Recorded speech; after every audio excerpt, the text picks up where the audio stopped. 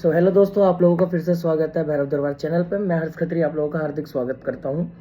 और दोस्तों, आज की ये जो वीडियो होगी ये आप लोगों के लिए बहुत इंपॉर्टेंट होने वाली है, क्योंकि इस वीडियो के अंदर मैं आपको ये बताऊंगा कि आप अपने घर के देवी देवताओं से जो होता है पूछा कैसे लेते हैं, अपने पितृदेव से कैसे पूछा लेते हैं बिना सिद्धि के। ठीक है, इसके लिए पर्टिकुलर आपके पास कोई सिद्धि होने की जरूरत नहीं है। साथ ही साथ में मैं ये बताऊंगा कि थर्ड आई वर्क कैसे करती है, और माला वाला क्या, जो हम लोग माला पढ़ते हैं उसको पढ़ने का सही तरीका क्या है, क्या माला से सही महीने में पूजा ली जाती है। ठीक है, अपने कुल देवी देवताओं को अपने सर पे बुलाने के लिए क्या रास्ता होता है, हर रीत के हिसाब से और हर जादू के हिसाब से हर चीज अलग अलग चलती है। आज हम उनको बेसिक रूप से समझेंगे। ठीक है, तो चलिए हम शुरू करते हैं। सबसे पहला जो मोस्टली लोगों का देखो, एक तो मेरे प्रति एक क्वेश्चन रहता है कि क्या मेरे पास कड़ पिशाचनी है, या मेरे पास ऐसा कुछ है जो मेरे कान में आकर सामने वाले के बारे में सब बता देता है। तो देखो दोस्तों, सबसे पहली चीज तो ये है कि एक्चुअली में ऐसा कुछ नहीं है कि मैं कोई कड़ पिशाच नहीं रखता हूँ, या मैं फलानी कोई विद्या रखता हूँ कि जो मेरे कान में आके बता देती है। मैं जो भी सारी चीजें करता हूँ मैं देवता के आधार पे करता हूँ। ठीक है, केसरमल बाबा हमारे जो हैं, और इनकी तरह जो मेरी अन्य सिद्धि है मैं इनका उपयोग करता हूँ हर किसी के लिए, जिसके द्वारा मुझे सारी बातें ये पता चलती है। अब आप एक बात नोटिस करोगे कि बहुतों के घर के अंदर में दादा लाई गद्दी होती है, और मेरे से पहले जो भी समाज के भगत लोग रहे हैं उन लोगों को आप पास्ट में देखिएगा, उनकी जो भूजा के लेवल होते थे, भूजा देने की बातें होती थी, वो बहुत ज्यादा अच्छी होती थी। मेरे से तो वो लाख अच्छे होते थे। ठीक है, क्योंकि जिनके घर के अंदर दादा लाई गद्दी होती है सबसे ज्यादा एडवांटेज इन लोगों को मिलता है भूजा पे। लेकिन आज का जो समय हो चुका है, आज का एक तो देखो आप लोगों को पता ही है कि यूट्यूब के ऊपर ये जो दरबार लग रहे हैं, सब बावरी पूज रहे हैं, कोई कलवा पूज रहा है, कोई मसान पूज रहा है, कोई अमर सिंह पूज रहा है, कोई मसानी पूज रहा है, जो पर्टिकुलर देवी देवता पूज रहे हैं। ठीक है, इसमें एक्चुअली में इन्हें प्रॉपर नॉलेज नहीं प्रोवाइड करी जाती किसी भी चीज की। आजकल क्या हो गया है, लोगों का बच्चा आया दरबार में, उसको दीक्षा दे दी, ठीक है, उसको देवता दे दिए, देवता खेल गया। ये चीज गुरु ही वेरीफाई नहीं करता है कि उसकी जो सिद्धि आ रही है वो साफ सुथरी है, गंदी है। हो सकता है कि वो सिद्धि मलिन में खेल रही हो। अब कई बार क्या होता है, जैसे हम लोग बहुतों को देवता देते हैं तो क्या नोटिस करते हैं कि जैसे मान लीजिए कि कोई बच्चा है, वो किसी दरबार में गया, और दरबार में वाल्मीकि समाज का जादू पूज रहा हो, या फिर गढ़वाली हो, या कुमाऊनी हो, या फिर आपका इंद्रजाल हो, कुछ भी वटेवर वो पूज रहा हो। ठीक है, उसने ये बोला उस बच्चे को कि बेटा तेरे को दीक्षा लेनी पड़ेगी, दीक्षा लेके ये फलाना देवता तुझे सर पे लेना पड़ेगा। और वो बंदा आजकल ऐसी वीडियो बना बना के डाल देते हैं कि भैया एक दिन में अप्सरा सिद्ध करें, एक दिन में यक्षिणी सिद्ध करें। तो देखो पर्टिकुलर चीज तो ये है कि कोई भी शक्ति एक दिन में क्या, एक साल में भी मिल जाए बहुत बड़ी बात होती है। हम लोग एग्जाम्पल के रूप में अगर ये लेते हैं कि अगर कोई बंदा है एमबीए करता है, तो उससे कोई गारंटी नहीं है कि उसको वही जॉब मिलेगी जिसके लिए उसने इतनी मेहनत करी। ठीक है, एमबीए में 5 साल लग जाते हैं। ठीक है, नॉर्मल सी बात है, 5 साल 3 साल का ही कोर्स होता है, ये लग जाता है। अब इसमें आप एक बार नोटिस करना, अप्सरा साधना में, यक्षिणी साधना में लोग कहते हैं 1 साल में सिद्ध हो जाएगी, 5 साल में। तो मैं कह रहा हूँ एमबीए बंदा करेगा ही क्यों, वो सीधा अप्सरा यक्षिणी की तरफ जाएगा, क्योंकि वो ज्यादा नेम फेम और पैसा दे सकती हैं। ठीक है, इस लाचारी का इसे कहते हैं गुमराह करके लाचार बनाना। जो बंदा इन तरीकों की वीडियो में आता है, देखता है, सुनता है, उसकी जिज्ञासा जो जागती है, ठीक है, वो उनको इस गंदी शक्तियों की तरफ में खींचती है। मलिनता और सब कुछ जो होते हैं ये एक अलग फैक्ट हो जाता है ऐसे टाइम पे। अगर आप कोई साधना करते हो, आपने अपने गुरु से कोई मंत्र ले रखा है, ठीक है, आपको उन पर आस्था है, आप प्रॉपर तरीके से उस चीज का जाप करो, उससे कोई प्रॉब्लम नहीं होगी। लेकिन आपको ये चीज भी अपने गुरु से बोलनी है कि पहले, सबसे पहले अगर हमें दीक्षा मिलती है तो हमारी तंत्र काट होनी ज्यादा जरूरी है, फिर हमें देवता दिए जाए। और देवता क्या, क्योंकि देखो किसी को भी गुरु बनाओगे तो एक सिद्धि सबसे पहले वो अपनी ही सबको देगा। ठीक है, और उसके लिए देखो आप उस गुरु को कैसे ढूंढते हो, कैसे जानते हो, कैसे करते हो, वो चीज एक अलग है। लेकिन आप जिस गुरु के भरोसे अपनी जिंदगी सौंप रहे हो उसके हाथ में कि मैं आगे चल के साधक बनूंगा, आगे चल के ये सब चीजें करूंगा, वो आपको बड़ा सोच विचार करके करना होगा। क्योंकि आजकल क्या हो गया है कि जो बच्चे गुरु धारण करते हैं वो गुरु को छोड़ के दूसरी तरफ चले जाते हैं, या फिर ऐसा कर देते हैं कई बार कि गुरु के खिलाफ बोलने लग जाते हैं, या फिर पर्टिकुलर चीजें जो उनके माइंड में चलती है उस टाइम पे, क्योंकि वो ये एक्सपेक्ट करके आते हैं कि अगर हमें 41 दिन बोला तो 41 दिन में ही मिलेगा। जबकि ये बात आपको भी पता है और मुझे भी पता है कि 41 दिन के अंदर आपको सिर्फ देवता की तरंग मिली है। और अगर हर कोई इंसान 3 महीने 4 महीने में अगर भगत बन जाता, ठीक है, तो हम लोग बेकार है, फिर हमारी भक्ताई बेकार है, क्योंकि हम 12 साल से इस लाइन में बेमतलब में घिस रहे हैं। ठीक है, लोग झूठे दावे करते हैं। पहले तो इस चीज को आपको समझना होगा कि कोई भी शक्ति, कोई भी हो, यक्षिणी हो, अप्सरा हो, बावरी हो, कोई भी हो, ये सिद्धि के लिए ना आप में एक चीज की बहुत ज्यादा होना चाहिए, और वो है जिद। शक्तियां तभी सिद्ध होती हैं जब आप में जिद होनी चाहिए उस चीज की। ठीक, पहला पॉइंट मैं आपको ये क्लियर कर रहा हूं कि मलिनता और सिद्धि में फर्क कैसे करते हैं। और ये बात है कि अगर आपने आपका अखाड़ा हो चुका है, आपका गुरु ने आपका अखाड़ा करा, अगर आपकी बॉडी में दिक्कत हो रही है, बॉडी पेन कर रही है, डिप्रेशन हो रहा है, ये वैसा कुछ हो रहा है, तो अगर वो पक्की सेवा के अंतर्गत में होता है थोड़ा बहुत, तो वो एक टाइम के लिए चला जाता है, क्योंकि बॉडी में देवता रोज खिलाने से प्रॉब्लम आती है। लेकिन अगर अखाड़ा करने के बाद घर की फाइनेंशियल कंडीशन का बिगड़ जाना, प्रॉब्लम्स आ जाना, वैसा कुछ हो जाना, तो सबसे पहली बात है कि आपका जो अखाड़ा हुआ है वो निर्धारित रूप से सही हुआ ही नहीं है। और अगर अखाड़ा होने के बाद साल भर सब सही था और उसके बाद दिक्कत आती है, तो उस टाइम पे फिर गुरु को आपके देवताओं की जांच पड़ताल करनी ज्यादा जरूरी है। हो सकता है आपका ही देवता आपके किसी गलती से छींटा खा रहा हो। तो पहली 2 पॉइंट्स को आप इसे क्लियर रखिए कि गुरु जो बनाना है एक ही बनाना है, 10 जगह नहीं भटकना। भले ही थोड़ा वेट कर लो, जल्दबाजी में नहीं। दूसरा, देखा देखी यूट्यूब पे जैसे हाईलाइट्स होते हैं, मान लो मेरे ही ले लो, कि अगर आपको लगता है कि हाँ मैं इसको गुरु बना लेता हूँ, जल्दी चीजें मिल जाएंगी, ये वैसा मिल जाएगा, अगर आप मेहनत करोगे डेफिनेटली मिल जाएगा, लेकिन जल्दी तो भूल जाओ। ठीक, तीसरी चीज ये है कि जिस भी गुरु को आप धारण करो, सबसे पहले अपना तंत्र काट कराओ, अपनी क्या कहते हैं देवी देवता की जो सिद्धि मलिन हो रखी है उन्हें मनाओ, अपने पितरों को मनाओ। ठीक है, और उसके बाद अपने ग्रहों की तरफ में आप ध्यान दो, और साथ में किसी बड़ी शक्ति का सहारा ज्यादा लो। एग्जाम्पल के लिए बड़ी शक्ति, अगर आपने वाल्मीकि भक्ताई ली है, ये पूरी की पूरी तामसिक आधार पे चलती है। इसके अलावा जो अच्छी शक्तियां होंगी, जैसे आप भैरव बाबा देख लो, ये सात्विक और तामसिक है। सात्विक में वो ईश्वर हो जाते हैं, तो तामसिक में वो क्या कहते हैं आपके वॉरियर देवता हो जाते हैं, यानी कि एक ऐसा देवता जो हमला करने के लिए हमेशा तैयार रहता है। इसलिए तामसिक जो शक्तियां होती है, इनकी जो सोच होती है एग्रेसिव होती है, और जो सात्विक होते हैं ये नुकसान नहीं करते हैं। लेकिन इनकी सेवा से जो परीक्षा शुरू होती है वो इतनी स्लो शुरू होती है कि वो 10 से 12 साल तक का समय लग सकता है, और तामसिक की जो परीक्षा होती है वो ज्यादा 10 से 12 महीने में खत्म हो जाती है। ठीक है, शर्त यह कि उस परीक्षा को आपका गुरु आपको कैसे निकालता है। सबसे पहली चीज तो मैंने आपको ये क्लियर कर दी। ठीक है, और दूसरी चीज क्या है, अब आते हैं हम आपके पितरों से भूजा कैसे लेते हैं। ठीक है, सबसे पहले आपको एक लोटा लेना है, ताम पात्र लेना है। ताम पात्र के अंदर आपको बिना टूटे हुए चावल डालना है। ठीक है, उसके अंदर आपको अपनी जो माला पे आप भूजा देखोगे उसे डालना है, और उसमें एक मीठा बतासा तोड़ के छोड़ दीजिएगा। इस पानी के अंदर में रोज एक ढक्कन आपको गंगा जल डालना है, और साथ में आपको उसकी जोत बत्ती करनी है। जैसे आपका एक कलश है, इसके ऊपर आपने एक ढक्कन रख दिया, जैसे मिट्टी का कसूरा आता है वो रखा, उसके ऊपर आपने पितरों के नाम की जोत जला दी। ठीक है, जोत जलाने के बाद आपको क्या करना है, वहीं पे बैठ जाना है आलती पालती लगा के, और आंखें बंद करके आपको ध्यान लगाना है अपने पितरों के बारे में। अब कई केसेस में क्या होता है, लोगों को पितरों के बारे में नहीं पता होता कि मेरे पितर ये भी हो सकते हैं वो भी हो सकते हैं। अब कोई नया बंदा है, जिज्ञासा में इस चीज को करे, तो देखो मैं इस चीज के लिए तो आपको पहले ही बोल रहा हूँ कि पहले आपका खुद का तंत्र काट एक बार खुद को न्यूट्रली चेक कराना जरूरी है। ठीक है, अब आंख बंद करनी है। आंख बंद करने के बाद आपने अपना पितरों पे ध्यान लगाना है। अगर आपको नहीं पता पितर कौन है, तो आपको पितर गायत्री आती है, वो आपको ऑनलाइन मिल जाएगी, या फिर आप कहीं भी सुन लीजिएगा, पितर गायत्री है। उस पितर गायत्री का आप जाप कीजिएगा, 3 से 4 दिन जाप करेंगे। खुद में देखिए आपको स्मोकिंग से दूर रहना है, तामसिक चीजों से, गुटखा पान मसाला एल्कोहलिन से दूर रहना है थोड़ा सा। ये सात्विक तरीका मैं पूरा बता रहा हूँ। ठीक है, इसके बाद ही आप इस चीज को करिएगा, यानी कि साधना 4 दिन पहले ये सब चीजें छोड़ देना। परमानेंट नहीं छोड़नी है, पहले ही छोड़ दो। साधना के बाद आप फिर से सब कुछ कर सकते हैं, क्योंकि वो एक लिमिट के बाद वो अपने आप ही एक्सेसिबल हो जाता है।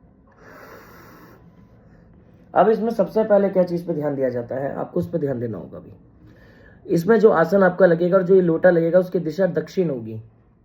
ठीक है, क्योंकि दक्षिण दिशा यमराज की दिशा होती है, और दूसरा पितरों की दिशा होती है। वो यम की दिशा इसलिए जो उसके अंतर्गत कार्य करते हैं। भोले बाबा की भी अगर घर में हम पूजा पाठ करते हैं तो उनको दक्षिण रूप में अगर आप रखते हो, शिवलिंग को रखते हो वैसा, लेकिन उनके शिवलिंग छोटे होने चाहिए, बाबा की मूर्ति भी छोटी होनी चाहिए, तो वो घर में पॉजिटिविटी का काम करती है।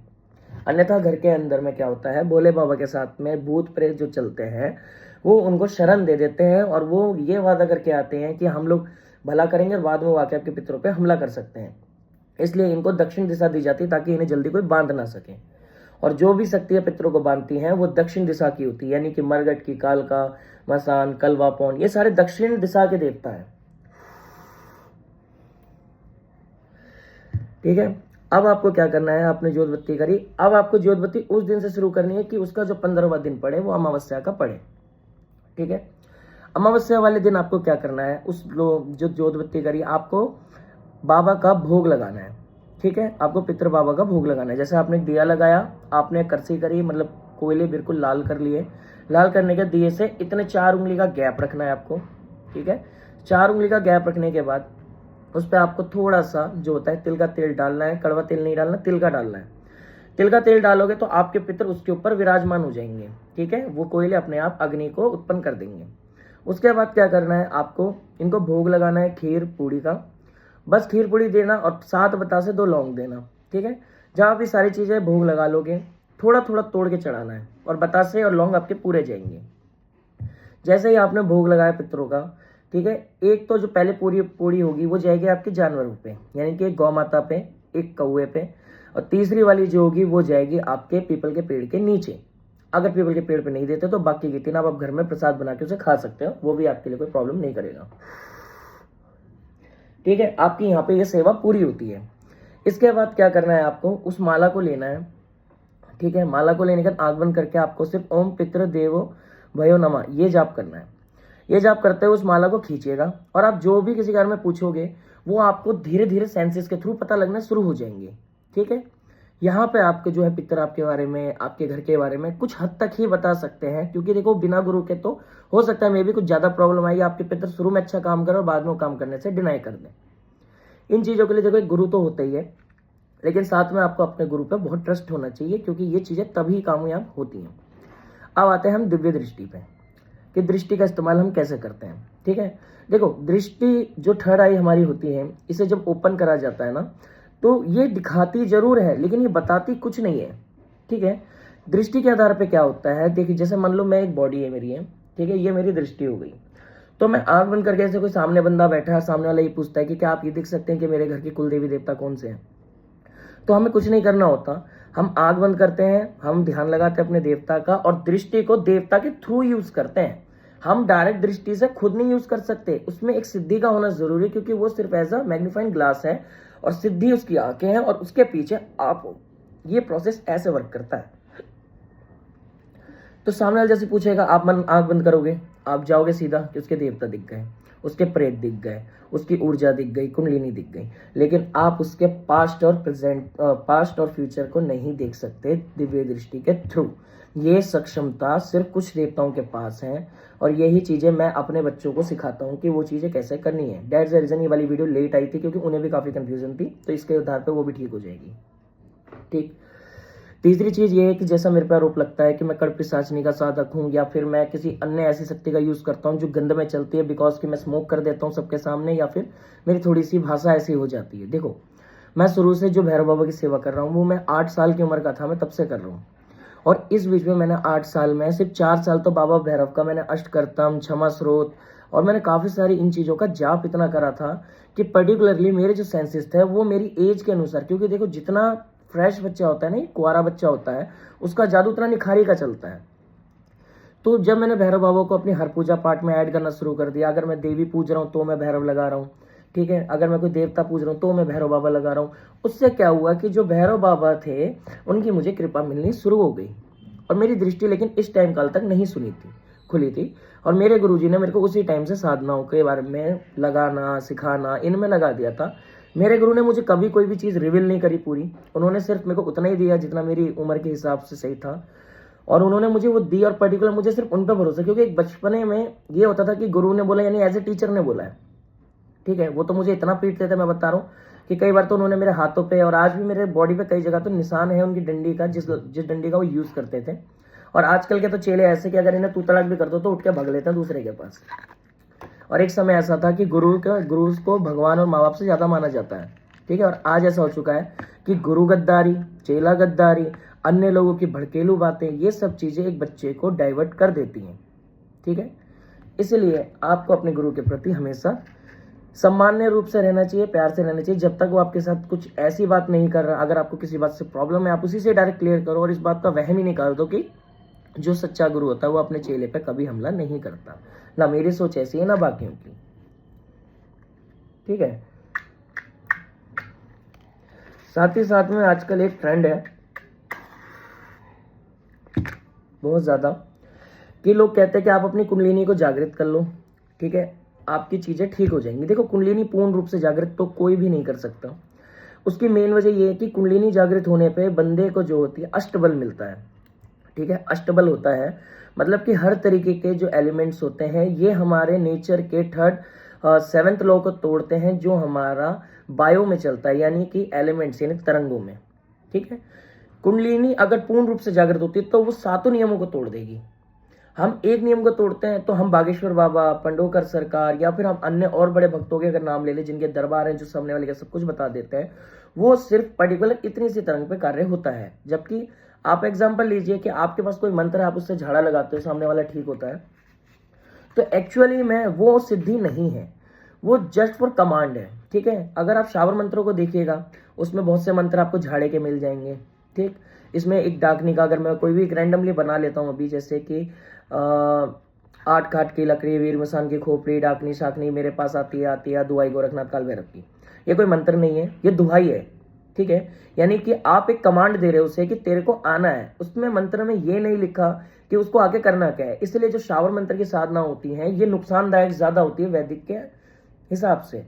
शावर मंत्र के यहाँ तक कि अगर आप झाड़े के मंत्र कर लो, आप पर्टिकुलर देवता के कर लो, आपको कृपा मिल जाएगी कि वो मंत्र ऑटोमेटिक चलते हैं। और शावर मंत्र अगर गलत भी प्रोनाउंस होता है तो भी वो वैसे ही काम करेगा जैसे उसे करना है। अब जो ओरिजिनल शावर मंत्र होते हैं वो लिमिट से ज्यादा लंबे होते हैं, लाइक इतना इतना साइज होता है इनका, ठीक है। इन्हें हम चिल्ला कहते हैं और इन चिल्लों को खींचा जाता है।